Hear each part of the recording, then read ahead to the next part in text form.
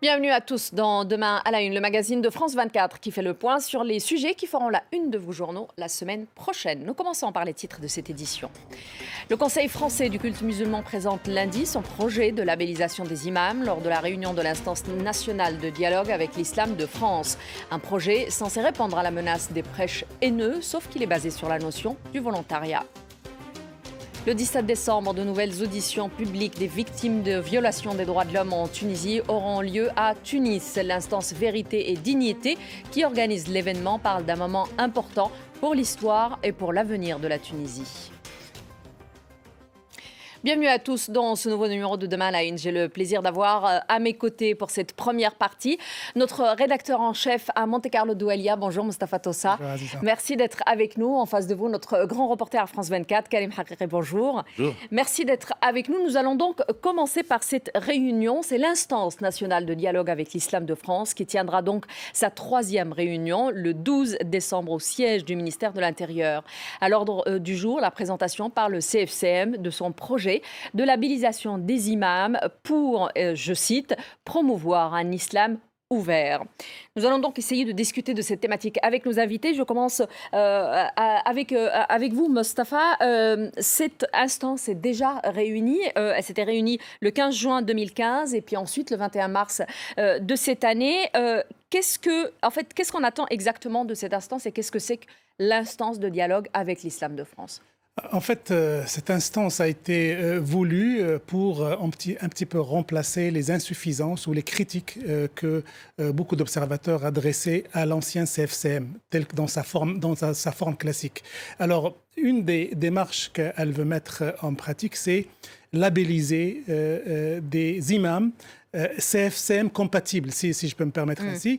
Et ça fait partie des idées que cette nouvelle instance lance en croyant que si les musulmans de France sont touchés par cette pensée radicale, c'est que leur encadrement, notamment les imams, ne prêchent pas une parole suffisamment modérée et suffisamment contrôlée. Et donc, il y a du laisser-aller dans l'air. Et c'est l'occasion de mettre une espèce de label sur ces imams-là. Sauf qu'on commence cette procédure par quelque chose d'extrêmement polémique. D'abord, on dit que c'est sur la base du volontariat. Oui, ça, on Alors, y reviendra. Ça veut dire que si les gens le refusent, ça veut dire il n'y a rien de contraignant. Il n'y a rien de contraignant.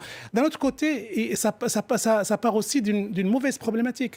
La pensée radicale, la séduction radicale ne passe pas forcément par les mosquées.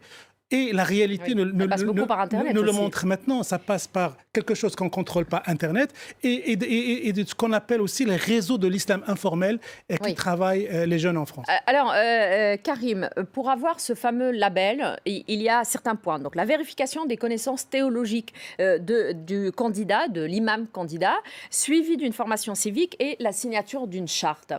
Ma question est-ce celle-là la réponse du gouvernement français face à la radicalisation des jeunes, entre autres, aussi en passant par des prêches haineux? Il commence par ça, par déjà remettre de l'ordre dans la mosquée, j'allais dire, avant de s'attaquer au problème de la radicalisation. Je rejoins absolument Mustapha. On se trompe de voie, de chemin.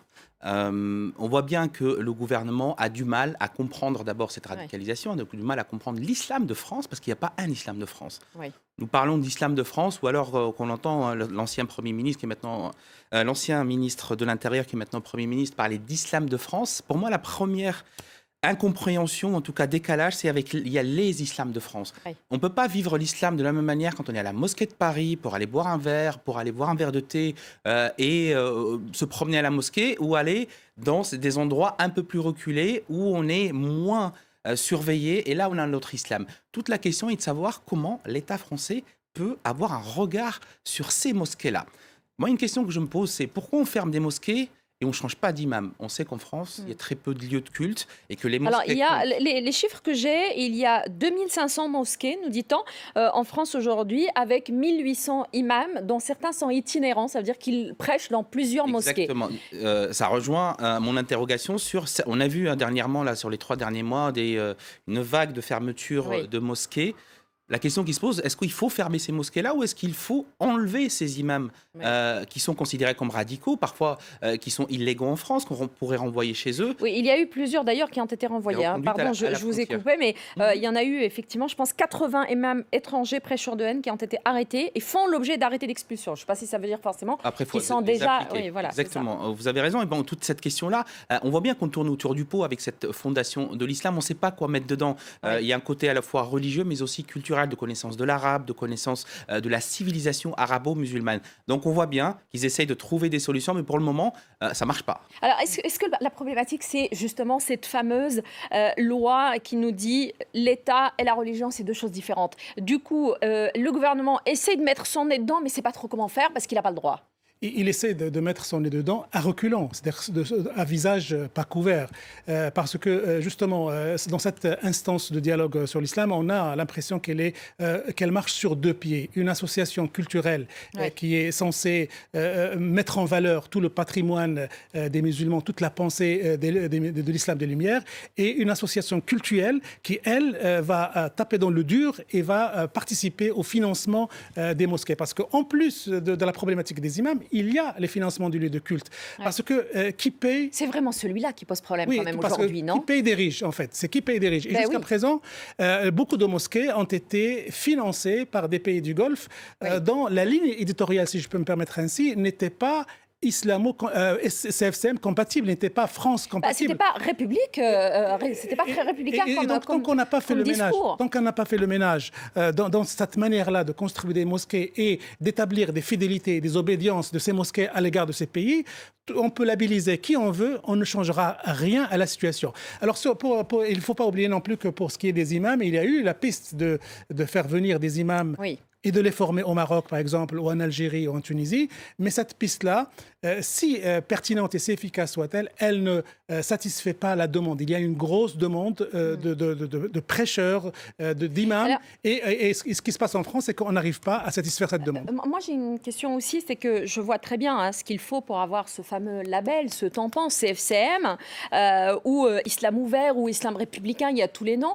Je ne vois nulle part l'exigence de la langue française, par exemple. Ça commence par là, vous avez raison, ça commence par là. Dans quelle langue on prêche dans la mosquée? Cette question, elle n'a pas été tranchée, elle ne sera pas tranchée même la semaine prochaine.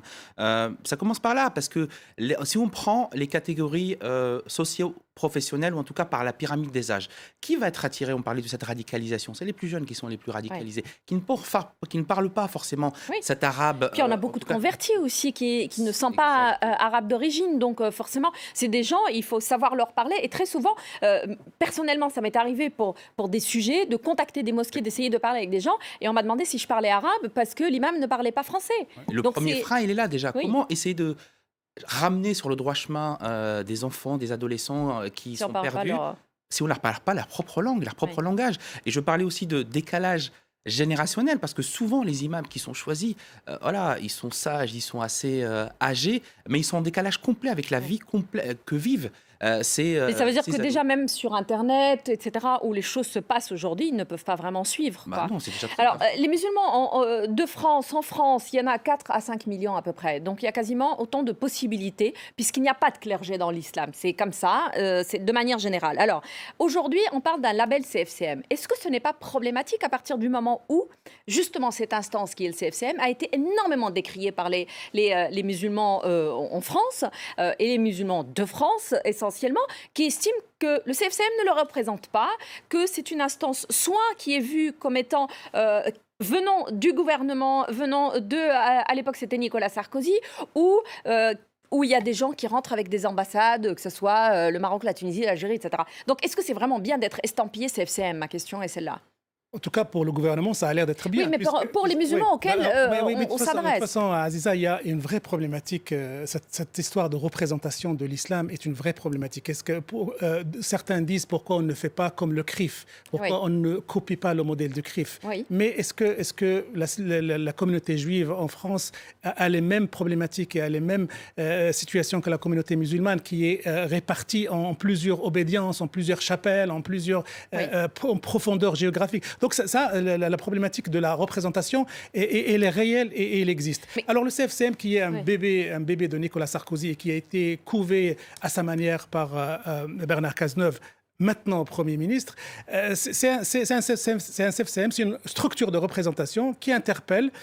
Certains disent, oui, mais on a ça, il faut travailler avec. D'autres proposent des solutions complètement radicales. On a vu dans la campagne des présidentielles, des primaires à droite, on a vu des engagements forts de la part des candidats de tout faire pour tout remettre à plat. Si la droite faire le ménage, surtout, c'est ça qu'on entend souvent. Donc, c'est une structure qui est en danger et qui peut changer du jour au lendemain quand le locataire de l'Élysée aura changé. Est-ce que ça peut vraiment changer? Est-ce que l'approche est la bonne pour le moment? Est-ce qu'il ne faut pas que ça vienne un peu plutôt d'en bas? Moi, je crois à ça. Je crois que la demande, en tout cas la structuration, doit venir du bas pour que ça marche. Des citoyens, des musulmans citoyens, qui sont ici, voilà, des formes. Ça existe en France, la loi 1901, les associations, mutuelles ou pas, mais il faut que ça vienne du bas. Il y a des fédérations d'associations qui peuvent se mettre en lien. Il faut que ce mouvement-là vienne du bas pour qu'au niveau du gouvernement, on ait quelqu'un à qui parler. Parce que le problème du gouvernement français, c'est qu'il n'y a personne à qui parler. C'est pour ça qu'on revient au CFCM. C'est pour ça qu'on n'arrive pas à imaginer d'autres solutions. Et moi, je pense que la solution qui peut être la mieux adaptée à l'islam de France, c'est ces associations-là qui pullulent. Il y en a plein dans tous les quartiers, dans toutes les cités, et qui fassent remonter tout ça. Et là, à ce moment-là, on aura un kaléidoscope de l'islam de France qui sera hyper représentatif. En tout cas, plus que ce qui se passe aujourd'hui, et certainement plus que le CFCM. Exactement, et qui pourra peut-être avoir l'adhésion des musulmans de France. J'ai moins d'une minute. Le décret portant sur la création de la Fondation de l'Islam de France vient de paraître au journal officiel. C'était le 6 décembre. C'est très symbolique puisque c'est le jour où, justement, Bernard Cazeneuve, qui l'a voulu et qui l'a porté ce projet, est devenu Premier ministre. Cette Fondation de l'Islam de France, c'est vraiment une réponse à quelque chose ? C'est une réponse provisoire. C'est Jean-Pierre Chevènement qui la pilote, qui la dirige. Mais moi, je reste convaincu que l'islam de France ne peut réellement s'épanouir et se calmer et se pacifier que s'il arrive à couper le cordon ombilical. Qu'est-ce qu'il apporte, Jean-Pierre Chevènement ? C'est une figure laïque, c'est une figure qui entraîne, qui a à un moment donné été ministre de la Défense, ministre de l'Intérieur. Et donc c'est une figure qui impose une ligne. Mais il faut, et je répète cette idée, absolument parvenir à couper le cordon ombilical politique et financier avec un certain nombre de pays du Golfe. Si on n'arrive pas à le faire, tout ce qu'on va faire, c'est comme si on verse de l'eau sur un banc de sable. Merci beaucoup. Merci Mostafa et merci à vous Karim pour toutes ces explications. Merci à vous, surtout vous restez en place. Je vous retrouve juste après le bulletin d'information pour la deuxième partie de Nemaline. À tout de suite.